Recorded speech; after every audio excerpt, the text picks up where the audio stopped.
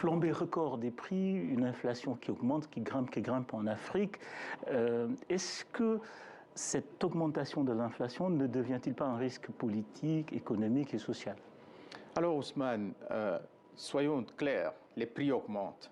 Les prix augmentent dans nos pays, dans nos villes, et la flambée de ces prix est expliquée largement par la crise ukrainienne qui s'est ajoutée, n'est-ce pas, à la perturbation des chaînes de valeur et des chaînes de production qui a été occasionnée par Covid.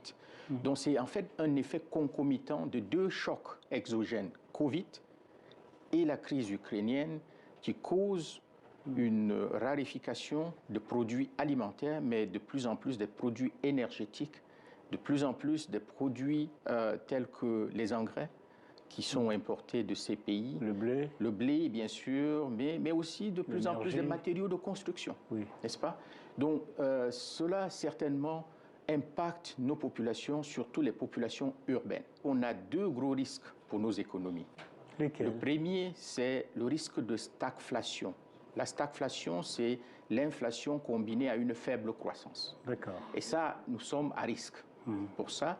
Mais le deuxième risque, c'est un risque d'instabilité sociale, puisque ces chocs de prix affectent prioritairement les populations urbaines. Parce que vous savez, le panier de la ménagère dans nos pays, n'est-ce pas, le panier de la ménagère, celui qui inclut les produits importés, est plus pertinent pour les populations urbaines. Justement, M. Zefak, comment enrayer ces risques? On a vu, les gouvernements apportent des réponses diverses, subventions, prix plancher, surveillance des prix. Est-ce que ce sont les bonnes réponses? Si on a une marge de manœuvre budgétaire suffisamment souple, on peut se permettre d'accroître des subventions. Mais si on est déjà assez serré sur le plan fiscal, je crois qu'il est important de commencer à penser à d'autres options. Vous savez, par exemple, d'autres options, ça peut être en fait des incitations à la production locale, n'est-ce pas? Des incitations au secteur privé. Ça prend du temps. Oui, ça prend du temps, mais il est clair que beaucoup de ces produits importés peuvent trouver des substituts dans nos économies que l'on n'a tout simplement pas valorisés. La nouvelle révolution verte, ce ne sera pas celle où on va juste accroître les surfaces cultivées. Ça va être une révolution, si on veut la réussir, une qui investit dans l'innovation et la technologie, dans l'irrigation, pour pouvoir accroître la productivité. Est-ce que la ZLECAf, le marché commun africain, qui est un projet, est une réponse possible à la crise? Et dans ce cas, est-ce que finalement c'est un projet qui n'avance que trop lentement? Alors, Ousmane, je crois qu'il faut donner crédit à l'Afrique lorsqu'elle fait des choses bonnes. La ZLECAf, c'est une des meilleures décisions que les leaders politiques en Afrique ont prises depuis une génération. Mais elle devrait être déjà en vigueur, selon le projet de l'Union africaine. Mais oui, bien sûr. Non, mais vous savez, ça fait moins d'1 an, ça fait moins de 2 ans que la ZLECAf est fonctionnelle, n'est-ce pas? Mais regardez un tout petit peu ce qui s'est déjà passé. Fonctionnelle du point de vue administratif. Oui, bien sûr, mais vous savez, l'intégration économique d'État prend du temps. Et je pense qu'il est important, autant je suis très impatient lorsqu'il s'agit des réformes qu'on peut faire tout de suite, mais qu'on ne fait pas, autant je pense qu'il faut donner un tout petit peu de temps au secrétariat de la ZLECAf pour continuer les réformes qui sont très profondes, mais qui sont déjà en train de se faire. Regardez le système de paiement qui vient d'être fait.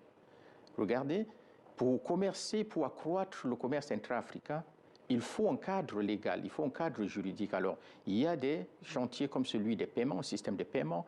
Les négociations sur les tarifs sont terminées. Il faut continuer les négociations pour les investissements, le cadre légal des investissements, pour qu'on accroisse les investissements intra-africains. Ce n'est pas seulement le commerce, n'est-ce pas? Mais c'est aussi l'investissement.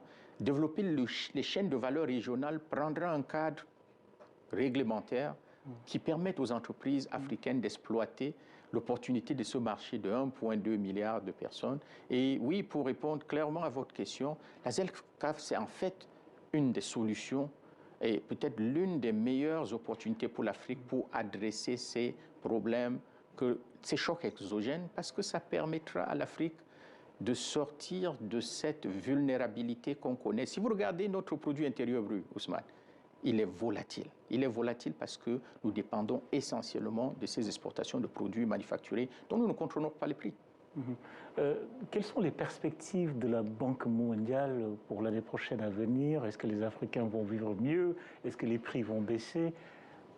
Alors, Ousmane, en moyenne l'inflation en Afrique pour 2022 va augmenter, mais nous anticipons que au-delà de 2023-2024, nous pourrons revenir à un taux moyen de 6%. La croissance africaine ne va